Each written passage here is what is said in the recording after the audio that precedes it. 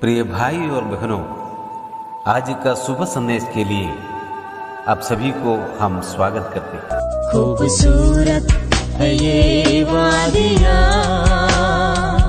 खूबसूरत है सारा जहां, खूबसूरत है मेरा खुदा, खूबसूरत उसकी हर अदा, खूबसूरत है ये वादियाँ। आज का संदेश प्रभु के दास डेविड पी आइजक गुजरात से बांटा जाएंगे। प्रार्थना के साथ सुनिए। परमेश्वर की नाम में स्तुति हो। जीवित परमेश्वर और उद्धारकर्ता प्रभु यीशु मसीह के पवित्र और प्रेमी पावन नाम में आप सबको हार्दिक अभिनंदन। मॉर्निंग वॉइस व शुभ संदेश माध्यम द्वारा जो ये संदेश सुनने वाला प्रिय जन, आज के मनन के लिए हम जो पढ़ते हैं यूहन्ना की सुसमाचार जो 3 अध्याय 16 पद। क्योंकि परमेश्वर ने जगत से ऐसा प्रेम रखा कि उसने अपना एकलौत पुत्र दे दिया, ताकि जो कोई उस पर विश्वास करे वह नाश ना हो परंतु अनंत जीवन पाए। यह संदेश परमेश्वर के पवित्र वचन बाइबल से लिया गया है। इस प्रकार लिखा है, परमेश्वर ने जगत से ऐसा प्रेम रखा कि उसने अपना एकलौत पुत्र दे दिया, ताकि जो कोई उस पर विश्वास करे वह नाश ना हो परंतु अनंत जीवन पाए। क्या आपने कभी भी ऐसा अद्भुत संदेश को कभी सुना है? क्या यह आश्चर्यजनक नहीं है? कुछ क्षण विचार कीजिए कि यह संदेश आपको क्या सूचित करता है। यह 3 अचंभित और आनंदित करने वाली सच्चाई को इस भाग से हम प्रकट कर सकें। जो प्रथम मैं आपको बताना चाहता हूं, परमेश्वर ने जगत से इतना अधिक प्रेम किया है। जब आप जगत में है तो इसका अर्थ यह हुआ है कि उसने आपसे प्रेम किया। स्मरण कीजिए कि जब परमेश्वर ने आपसे प्रेम किया तो क्या यह बात आपके लिए अद्भुत नहीं है? उसने आपसे प्रेम किया अर्थात यह आप जैसा एक पापी से प्रेम किया है। परमेश्वर का पवित्र वचन बाइबल कहते हैं कि मनुष्य एक पापी है। रोमियो की पत्री 3 अध्याय जो 23 कलम में ऐसा लिखा है, और यदि आप ईमानदार हैं तो आप इसे मानेंगे। यद्यपि परमेश्वर आपसे प्रेम रखता है पर आपको पापों से घृणा करते हैं। पाप आपको स्वर्ग से विमुख रखा, और क्योंकि परमेश्वर पवित्र है और वह पाप का दंड अवश्य देगा। इस प्रकार प्रेमी परमेश्वर ने पापियों को दंड से बचाने के लिए पवित्र उपाय किया, अन्यथा पापी को अपने पापों का दंड भुगतना ही पड़ेगा। अर्थात उसने अनंत काल नरक में जो बिनता होगा।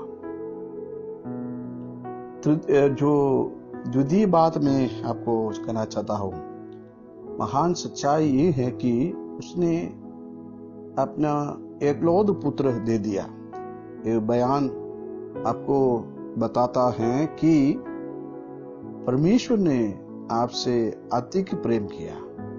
उसने आपसे इतना प्रेम किया है कि वह अपना एकलौत पुत्र दे दिया। क्या आप जानते हैं इसका क्या तात्पर्य है? इसका तात्पर्य यह है कि प्रभु यीशु मसीह कालवरी के क्रूस पर दुख उठाए ताकि आप उद्धार पा सके। उसने अपना लहू बहाया ताकि आपको पाप दूर किए जाए।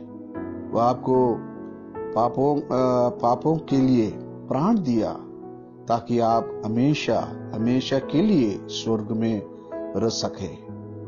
आपको अथवा एक निष्कलंक व्यक्ति को पाप का दंड भुगतना आवश्यक है। परमेश्वर ने अपना एकलौते निष्कलंक पुत्र प्रभु यीशु मसीह को हमारे बदले बलिदान जो किया है। जो तृतीय बात यही है, अद्भुत सच्चाई है, जो कोई उस पर विश्वास करे वह नाश ना हो परंतु अनंत जीवन पाए। इससे अधिक आश्चर्य और क्या हो सकता है। इस पर विचार कीजिए।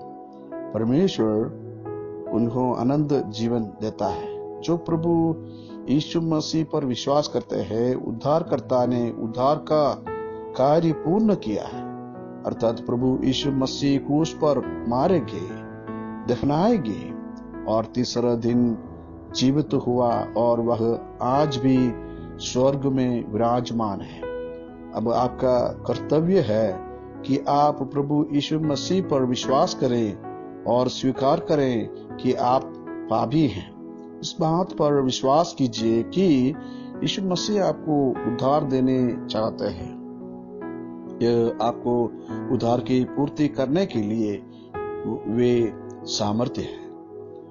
प्रभु यीशु मसीह को अपना उद्धारकर्ता और प्रभु होकर स्वीकार कीजिए।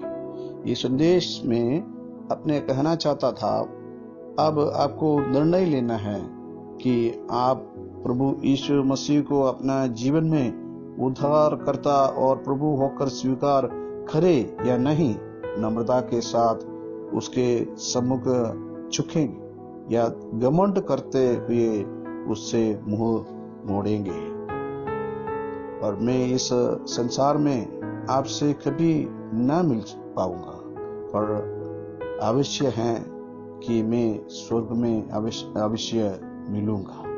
यदि आप पापियों के उद्धारकर्ता प्रभु यीशु मसीह को अपनाए तो अवश्य पाप के दंड से बचाकर स्वर्ग लोग जाए। प्रिय भाइयों बहनों, मेरे सुनने वाला प्रिय लोग, अभी तक यीशु मसीह के साथ कुछ संबंध नहीं तो आज जो सुबह सुने हुए ये वचन के आधार अपना जीवन प्रभु यीशु मसीह के हाथ में सौंप दे। जो यीशु मसीह इतना जो नहीं है, पूरा जो आवश्यकता और विश्वासियों के लिए, और जो कोई इनके ऊपर विश्वास करते हैं उन लोगों को पूरा आवश्यक देने के लिए भी जो हमारे लिए आज स्वर्ग में जो विराजमान है। ये यीशु मसीह ऊपर विश्वास करके अपने जो यीशु मसीह को उद्धारकर्ता तरीके स्वीकार करके स्वर्ग में जाने के लिए आपको जो प्रभु अनुमति देते हैं, ये वचन अवश्य आप सुनने का है। इन वचनों द्वारा प्रभु हमको आशीष देंगे।